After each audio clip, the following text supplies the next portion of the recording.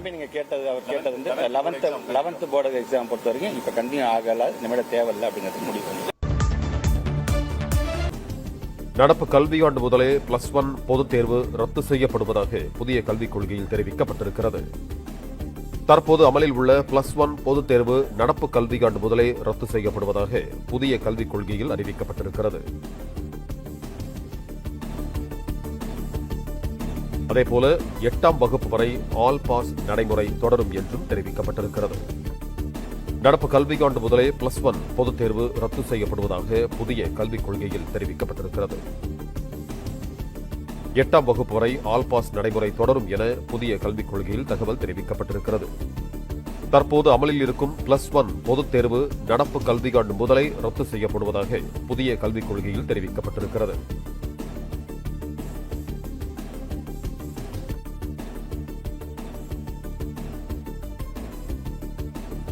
பத்து மற்றும் 12ஆம் வகுப்புகளுக்கு மட்டுமே பொதுத் தேர்வு என புதிய கல்விக் கொள்கையில் தகவல் தெரிவிக்கப்பட்டிருக்கிறது. நடப்பு கல்வியாண்டு முதலே +1 பொதுத் தேர்வு ரத்து செய்யப்படுவதாக மாநில கல்விக் கொள்கையில் தெரிவிக்கப்பட்டிருக்கிறது. தற்போது அமலில் உள்ள +1 பொதுத் தேர்வு நடப்பு கல்வியாண்டு முதலே ரத்து செய்யப்படுவதாக மாநில கல்விக் கொள்கையில் தெரிவிக்கப்பட்டிருக்கிறது. 11ஆம் வகுப்பு பொதுத் தேர்வு திட்டம் ரத்து செய்யப்படுவதாக அமைச்சர் அன்பில் மகேஷ் பொய்யாமொழி அறிவித்திருக்கிறார். கூடுதல் விவரங்களை எமது செய்தியாளர் சங்கரன் வழங்க கேட்கலாம். வணக்கம் சங்கரன், இந்த அறிவிப்பு தொடர்பான முழு விவரங்கள் என்ன பதிவு பண்ணுங்க. வணக்கம். தமிழகத்துல பள்ளி கல்வித்துறை சார்ந்து முக்கியமான அறிவிப்புகள் எல்லாம் இன்று வெளியாகி இருக்கிறது. சென்னை கோட்டுப்புறத்தில் இருக்கக்கூடிய அண்ணா நூற்றாண்டு நூலகத்துல பள்ளி கல்வித்துறைக்கான மாநில கல்விக் கொள்கையை முதலமைச்சர் திரு மு.க. ஸ்டாலின் வெளியிட்டார். இந்தியாவிலேயே தமிழகத்தில் மட்டும்தான் தேசிய கல்விக் கொள்கைக்கு மாற்றாக தமிழகத்திற்கு என்று பிரத்யேகமான மாநில கல்விக் கொள்கை உருவாக்கப்படும் என்று ஏற்கனவே முதலமைச்சர் அறிவித்தார். தேசிய கல்விக் கொள்கையை ஏற்க முடியாது, தமிழகத்திற்கு என்று தனி கொள்கை உருவாக்கப்படும் என்று அறிவித்தார்.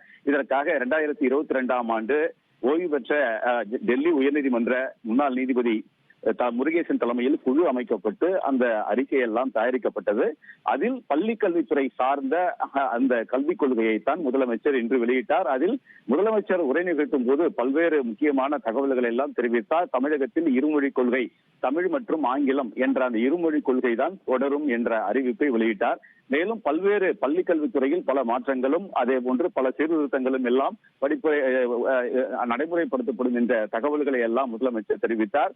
இந்த விழா முடிந்த பிறகு தற்போது பள்ளிக்கல்வி அமைச்சர் திரு அன்பில் மகேஷ் பொய்யாமொழி செய்தியாளர்களை சந்தித்தார். அவர் இந்த மாநில கல்விக் கொள்கை பள்ளி கல்வித்துறை சார்ந்து தற்போது ஏற்கனவே பள்ளி கல்வித்துறையில் என்னென்ன திட்டங்கள் இருக்கிறதோ, என்னென்ன நடைமுறைகள் இருக்கிறதோ அவை அனைத்தும் அப்படியே தொடரும் என்று தெரிவித்தார்.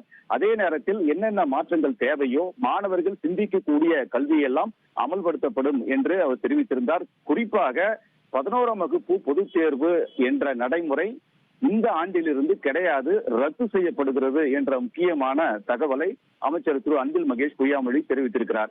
ஏற்கனவே இந்த 10ஆம் வகுப்பு மாணவர்களுக்கு பொதுத் தேர்வு, அடுத்து 11ஆம் வகுப்பு மாணவர்களுக்கு பொதுத் தேர்வு, அடுத்து 12ஆம் வகுப்பு தொடர்ச்சியாக 3 பொதுத் தேர்வுகளை மாணவர்கள் எதிர்கொள்வதால் அவர்களுக்கு பல்வேறு ஒரு மன ரீதியாக பல்வேறு மன அழுத்தம் ஏற்படுகிறது, அவர்கள் பாதிக்கிறார்கள் என்ற ஒரு கருத்தெல்லாம் ஏற்கனவே தொடர்ச்சியாக அந்த கருத்துக்களை எல்லாம் கல்வியாளர்கள் தளத்தில் வலியுறுத்தப்பட்டு இந்த 11ஆம் வகுப்பு பொதுத் தேர்வு எப்போது கொண்டு வரப்பட்டது என்று நாம் பார்த்தோம் என்றால் முந்தைய அதிமுக காலத்தில் 2017-18ஆம் கல்வியாண்டில் தான் இந்த 11ஆம் வகுப்பு மாணவர்களுக்கான இந்த பொதுத் தேர்வு என்ற திட்டமாக கொண்டு வரப்பட்டது.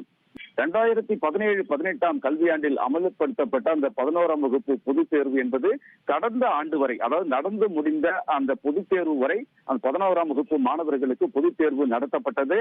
தொடர்ச்சியாக இதை இந்த 11ஆம் வகுப்பு பொதுத் தேர்வு என்பது தேவையில்லாதது, இடையில் செருகப்பட்ட அந்த தேர்வை ரத்து செய்ய வேண்டும் என்று பல தரப்பிலும் வலியுறுத்தப்பட்டு வந்தது. அதை எதிர்க்கும் விதமாக அதை ஏற்கக்கூடிய வகையில் தமிழக அரசே 11ஆம் வகுப்பு மாணவர்களுக்கு அந்த பொதுத் தேர்வில் பார்க்கக்கூடிய மாணவர்களுக்கு எந்த விதமான ஒரு முக்கியத்துவமும் அளிக்காமல் 10ஆம் வகுப்பு 12ஆம் வகுப்பு பொதுத் தேர்வுகளில் சாதிக்கக்கூடியவர்கள் மட்டுமே அரசு தரப்பிலேயே மாணவர்கள் அவர்களை ஊக்குவிக்கக்கூடிய திட்டங்கள் எல்லாம் நடைபெற்றன. 11ஆம் வகுப்பு மாணவர்களை பொது தேர்வில் அதிக மதிப்பெண் எடுக்கக்கூடிய மாணவர்களை கூட யாருமே ஒரு கண்டுகொள்ளாத ஒரு சூழல் தான் இருந்தது. இந்த நிலையில் தான் இந்த பொது தேர்வு 11ஆம் வகுப்பு மாணவர்களுக்கு பொது தேர்வு என்ற திட்டமானது கைவிடப்படுகிறது, ரத்து செய்யப்படுகிறது. இனிமேல் அதாவது நடப்பு கல்வியாண்டிலிருந்து 2025-26 கல்வியாண்டு வரக்கூடிய மார்ச் மாதம் 11ஆம் வகுப்பு மாணவர்களுக்கு பொது தேர்வு இல்லை என்பதுதான் தற்போது அமைச்சர் திரு அன்பில் மகேஷ் வெளியிட்டிருக்கக்கூடிய முக்கிய தகவலாக இருக்கிறது. ரத்துன்னு முடிவு எடுத்திருக்கோம். இது என்ன, எதனால இது பேர் ஒரு முடிவு எடுத்தோம்? எங்களுக்கு வந்து அதுக்கான பிரஷர் கொடுக்க வேணாம் அப்படிங்கிறதுக்காக தான் தொடர்ந்து ஒரு 3 ஆண்டுகளும் தொடர்ந்து அந்த குழந்தைங்களை வந்து அந்த பப்ளிக் எக்ஸாம் ஃபியர்லயே அவங்க வச்சுக்க வேண்டாம், ஃபியர் இருக்கக்கூடாது அப்படின்னு நாங்கள் ஆசைப்படுறோம். பட் NEP-ல 3ஆம் வகுப்புலேயே அந்த ஃபியர் இருக்குன்னு அவங்க ஆசைப்படுறாங்க. சார் வணக்கம். இந்தியாவிலேயே தமிழகத்துல தான் மாநில கல்விக் கொள்கை ஒரு தனியா பிரத்யேகமா நம்ம வெளியிட்டு இருக்கோம். இதை எப்படி பாக்குறீங்க?